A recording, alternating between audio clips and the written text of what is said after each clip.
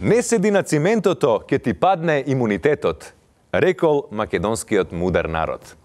Во ова време на вируси, мали сипаници и слични врагови, една група на граѓани успева да го задржи својот имунитет на високо ниво.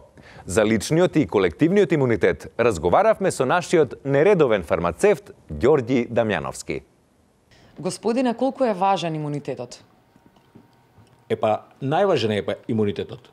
Едно тело, ако нема имунитет, он може да добие затвор, може скршеница на рака, психички болести, леки други болести, што го мачат секој со време политичар. Дали не разбираш? Пријателе, ака? Се извинјавам да прашам, лек правен има ли? Мислам, сите лекови се правени, зашо конкретно ви треба? Мислам на ова правен беше со ова собрание. Тебе ти треба адвокат, бе, дешко. Иди тамо до мене, ова е аптека, други лекови се дија. Господинов, како што рече, правни лекови, ама тоа не се баш правни, тие се као параправни така нешто, колку да се замачка привремено.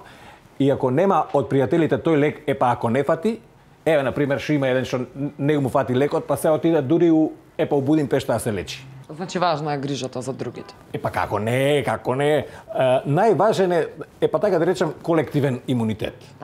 Пошто еден ако легне, например, ако легне Трајко, па ќе легне утре и Петко, па ќе легне и Јанко, и Талат ќе легне, и сите ги сполегнат. И на шо личи тоа? На епидемија. Епидемија, не е убаво. Затоа треба да се штитат, да се има имунитет еден. Например, сега Трајко и овој, како се вика, Љупчо за земјоделие, они не легнава. Утре по овие што се од СДС исто нема да легнат, едни ќе им подадат рака, едни на други, и тоа е. И затоа ти има имунитет еден овие што е дуи, тој исто помага при такви болести да не се легне, тоа е.